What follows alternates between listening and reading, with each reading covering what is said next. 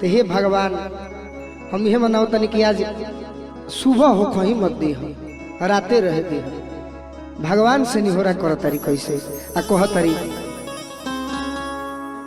कि आज हो पहिला मिलनवा मिलले सजनी के सजनवा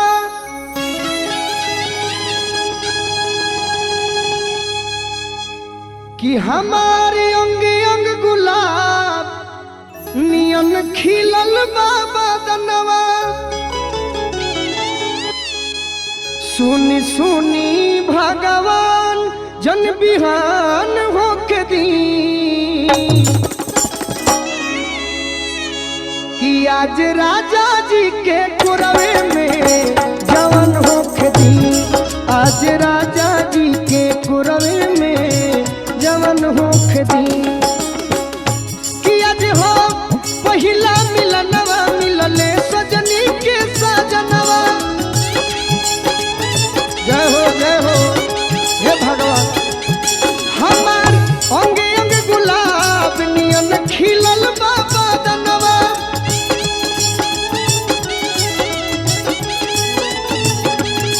सुनी सुनी भगवान जन बिहान होके दी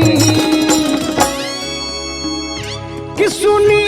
सुनी भगवान जन बिहान होके दी तो यह बेराजा जी के कुरवे में जवन होके दी आज राजा जी के कुरवे में जवन होके दी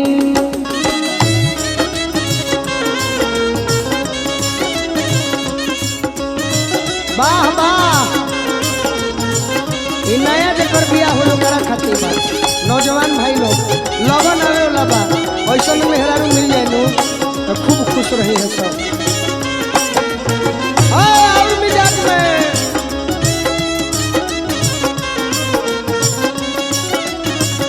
राजा जी के कुरवे में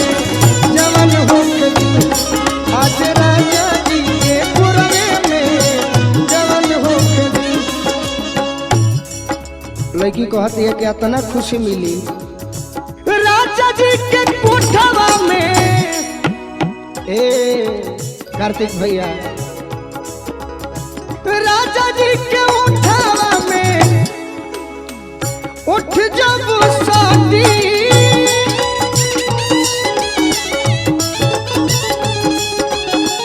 राजा जी के उठावा में उठ जब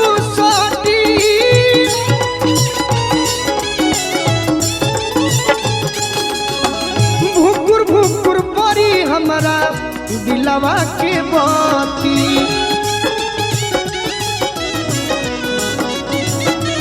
हाँ भुकुर भुकुर बारी हमारा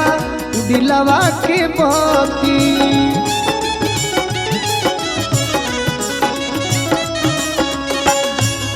कहतरी और कि रात भर लभ के दरियावे में हे भगवान जी हमार दिल के बात सुन ली आज जौन मन में मनोकामना बा आज पूरे कर दे कि रात भर लभ के दरियावे में मेहान होके दी आज राजा जी के कुरवे में जवन होके दी आज राजा जी के कुरवे में जवन होके दी वाह वाह फिरोज भैया बना रही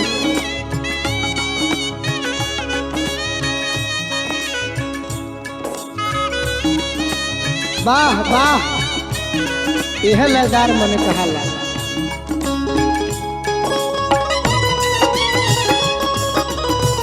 वाह वाह आनंद भैया हे बड़कुन भैया हंसत रहा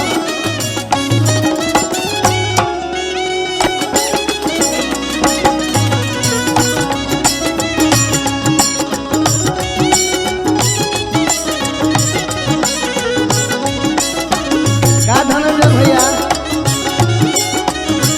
जवन होके दी आज राजा जी के कुरवे में कहती है लड़की थी कि वो घड़ी और खुशी मिली कि ओठ से जब ओठ सटी तो तने खुशी मिली, आ जब तनी मनी छुई है, आ जब रुआ गनगनाई तो संपूर्ण रूप से हमारा खुशी मिली। कहतरी लइकी रुआ गनगनाई पिया कोरा जब उठई है,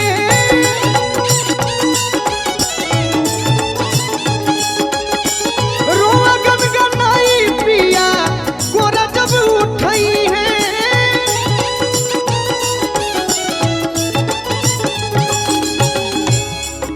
अरे ललन भोजपुरी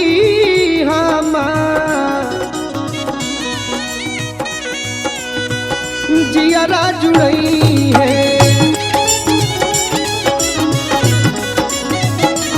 ललन भोजपुरी हमार जियारा जुड़ई है। कहतरी ये भगवान अब जे नैहर में यार बा गोलू राजा, अब परेशाने हो खस तब हमारा का दोष बा। अब तो जरा जोरे बिया भइल बा कर लू हम बानी ओकरे रहे के बा, ओकरे संगे जिंदगी बितावे के बा। कार्तिक भैया गोलू राजा के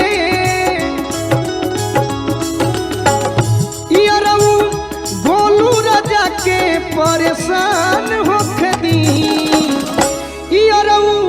गोलू राजा के परेशान होके दी,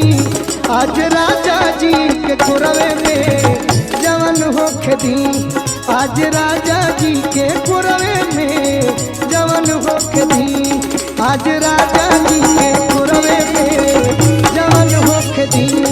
आज राजा जी के कोरवे में जवन होके दी, हे राजा